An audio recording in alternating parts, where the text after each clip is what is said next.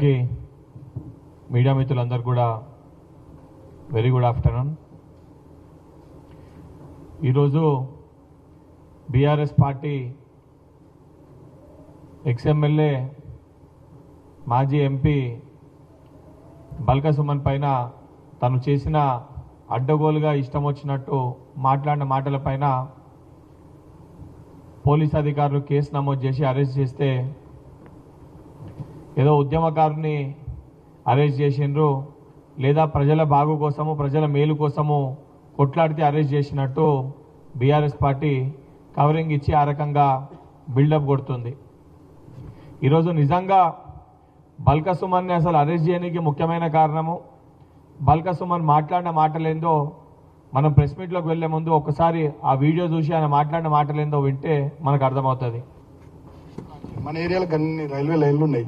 కోసిపారే రోజు ఓ ప్రోగ్రామ్ పెట్టి రైలు రోగాన్ని పెట్టి రైలు కోసిపారే సీరియస్ అంటే నేను అనే పాయింట్ ఏంటంటే మీరు సీరియస్ యాక్టివిటీ తీసుకుంటే తప్ప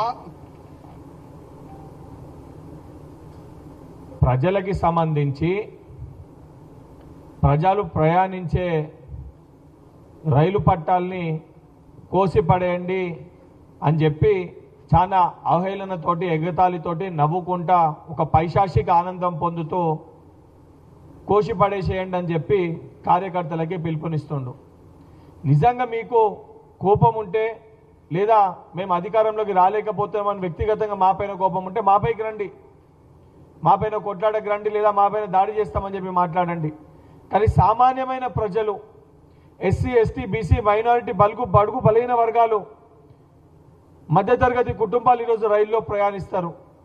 వాళ్ళు ప్రయాణించే రైలు పట్టాలని కోసేసేయండి అంటే వాళ్ళపైన ఎందుకంత కోపము? మీకు ఓట్లు వేయలేదనా?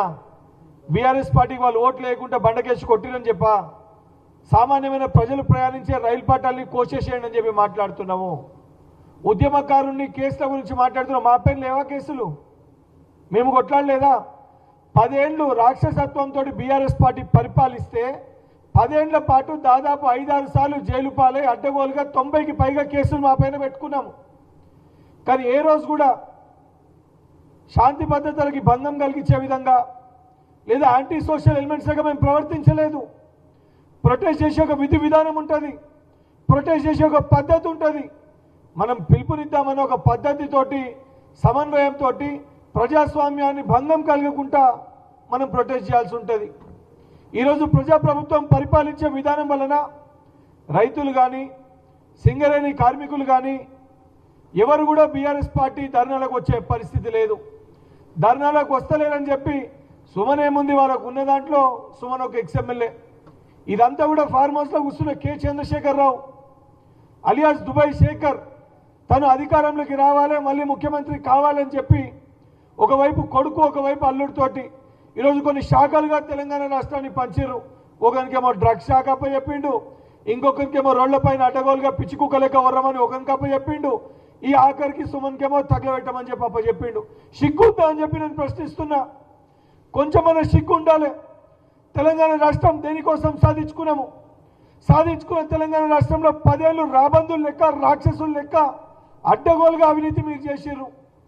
ప్రజాప్రభుత్వం అధికారంలోకి వచ్చినాక ప్రజల బాగు కోసము ప్రజల శ్రేయస్సు కోసము చిత్తశుద్ధితోటి బాధ్యతతోటి రైతులని విద్యార్థులని యువకులని మహిళలని బడుగు బలైన వర్గాల్ని అందరినీ కూడా బాగు చేసే విధంగా ప్రజాప్రభుత్వం పనిచేస్తుంటే ఈరోజు అది జీర్ణించుకోలేక కడుపు మంటతోటి విషం చింపే ప్రయత్నము కల్వకుంట్ల తారక రామారావు, హరీష్ రావు, బల్క సుమన్, కౌశిక్ రెడ్డి కొంతమంది వాళ్ళ ఎమ్మెల్యేలు ఎక్స్ఎమ్మెల్యేలని ముందు పెట్టి ప్రజాస్వామ్యాన్ని కూనీ చేసి శాంతి భద్రతలకి భంగం కలిగించి ఒక యాంటీ సోషల్ ఎలిమెంట్స్ లెక్క ఈరోజు బీఆర్ఎస్ పార్టీ నాయకులని మార్చే ప్రయత్నము కల్వకుంట్ల చంద్రశేఖరరావు నాయకత్వంలో నేతృత్వంలో నడుస్తుంది.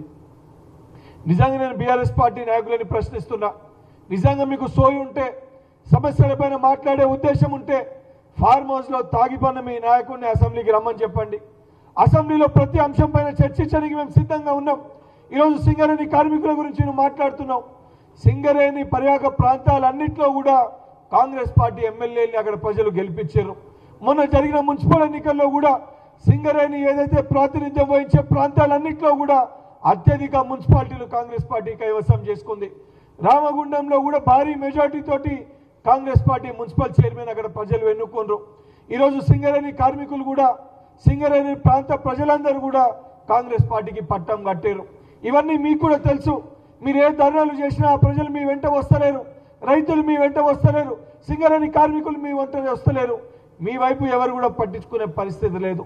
పట్టించుకుంటలేరని చెప్పి కోపంతో, అక్కసుతోటి సామాన్యమైన ప్రజలు ప్రభుత్వ ఆస్తిని ఈరోజు ధ్వంసం చేయండి, అంటబెట్టండి అని చెప్పి సిగ్గు లేకుండా బల్కసుమన్ మాట్లాడిన దానికి ఈరోజు పోలీస్ అధికారులు చర్యలు చేపడితే ఏదో ఘనకార్యం చేసినట్టు, ఏదో గొప్ప కార్యక్రమం చేసినట్టు బీఆర్ఎస్ పార్టీ నాయకులు ఏదైతే సంకల్ గుద్దుకొని సుమన్కి సపోర్ట్ చేస్తున్నారో తెలంగాణ సమాజం ఇవన్నిటిని గమనిస్తుంది.